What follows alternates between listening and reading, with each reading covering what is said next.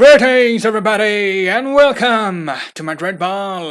I hope you all are safe and sound. The end of the season is near and this is the time when the transfer rumours start swirling. We have heard rumours regarding Zidane earlier, but as he said in the press conference after the Athletic game, he hasn't yet made a decision, but soon he will have to do that. We have just one more game left which possibly can define the season, and maybe Zidane will assess the things properly. He'll see what challenges lie ahead, what are the requirements of the squad, and will Real Madrid be able to take care of those requirements in the summer transfer window? These are some major questions that need answering, and Zidane will sit with Perez. He'll assess whether he wants to take the team forward and whether he has the energy to start a new cycle.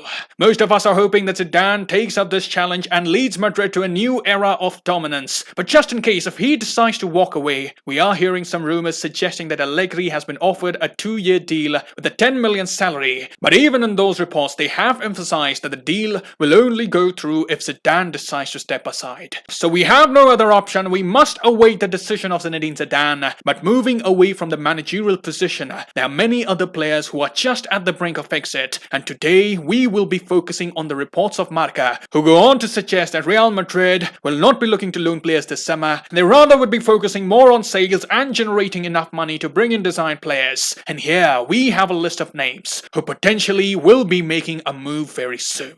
So let's get started. Firstly, let's talk about the more obvious departures that we are expecting. Marcelo and Isco from the first team almost look like they have one leg out of Madrid. They have had their share of minutes this season, but we can say they have not shown us the level we expect from them. The involvement has been minimal. Marcelo had largely been picked in the side in the absence of Mendy, and only on odd occasions we have seen both Mendy and Marcelo play together. Zidane had used Mendy as a third centre-back, and Marcelo had played in the left wing-back role free of defensive duties. And it's not like all the games that Marcelo played were terrible. There were a handful of games where Marcelo made us remember the old days, especially with his attacking play, but defensively, he has been very weak. He has shown a lot of regression in that area of his game, and keeping this in mind, taking note of Marcelo's age, and also attempts to get the high earners off the books, it is very likely that Marcelo will have to find a new club this summer. The emergence of Miguel has also given Real Madrid an alternative, and there have been reports suggesting that Marcelo has been in contact with Inter Miami. That is an interesting offer that Marcelo has on the table, and I'm pretty sure a few other teams will also be there looking for the services of Marcelo.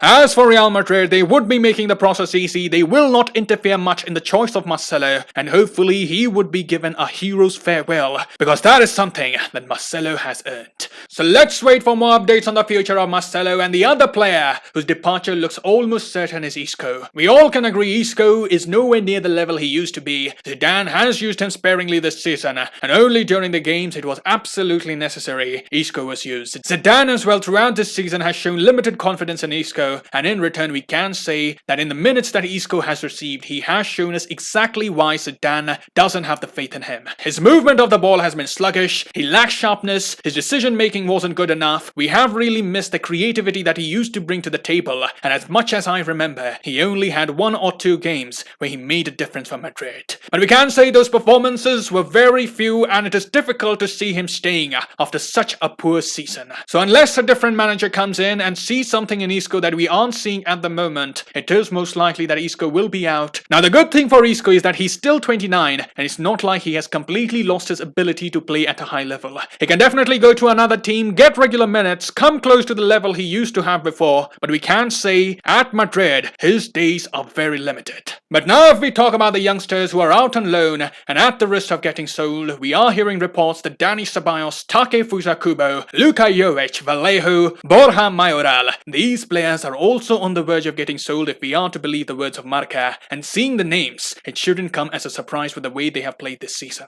You can make a case for Mayoral. He has chipped in with some decent amount of goals for Roma, but he hasn't really hit the elite standards. He has been decent, and Roma exercising the buy clause is a very real possibility. Kubo, however, may not be axed at this point when it comes to the performance. No doubt he has not lived up to the expectations that were set when he was at the heart of things with Mallorca. We had spoken about Kubo a month or 2 ago, and we had highlighted that he wasn't being able to assert himself on the pitch. His finishing needs improvement, the aggression with the ball, which is required to be a top striker, that is also something that he has to work upon. So yes, there's plenty of work to be done, but Real Madrid may just hang hang on to Kubo because we have seen flashes of his brilliance. He came up with a decisive goal in the previous match. He scored the winner for Getafe, which was absolutely crucial for their survival in the top flight. And maybe he'll keep going down the right path. He'll keep showing significant improvement, and hopefully he'll do better in the upcoming years. So those are the players who are heading towards the exit door, and with a major task of rebuilding Real Madrid, these players may be sacrificed to place the team in a better position to compete. And now if we come to the next topic on the agenda, Sergio Ramos and Raphael Varane are back in training,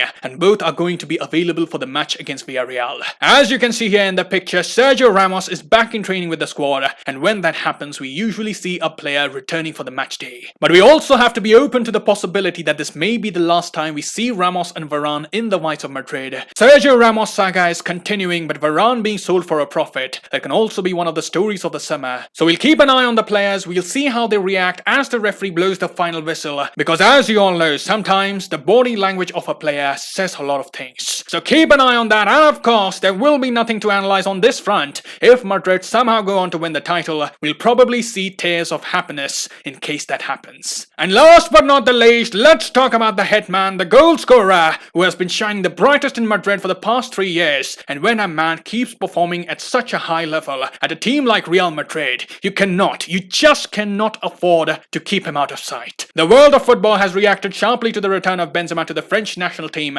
and what can I say about Benzema? He thoroughly deserves to be in the squad. He has been working quietly and tirelessly away from the shadows of the national team, but there comes a point where people just cannot ignore the talent and the hard work, and that is what we saw in the case of Benzema. I'm really happy that he has got a call up, and if we have a look at the French attack, it can create some big problems for the opposition. We see Mbappe posting pictures on Instagram, and we can be sure the rest of the squad as well would be excited to play with Benzema. He's a leader, he's a hard worker, he's a number 9 who also drops deep, gets involved in the link-up play, and when Real Madrid struggles to get the ball forward, he takes the responsibility of getting the ball forward all by himself. He goes on those solo runs, and most importantly, Benzema makes the players around him play much better. We know he's not a selfish player, he likes feeding the rest of the attackers. Mbappe would relish this opportunity to play with him, and he had these words for Benzema, and I quote, "I'm very happy that Benzema has returned to the national team. I've always said that I want to play with the best. He has played for Madrid for 10 years, he knows the pressure, he knows how to adapt, has experience and talent." So from those words we see the admiration Mbappe has for Benzema, and we here will be sending Agent Benzema to the Euros to try and bring Mbappe to Madrid as soon as possible.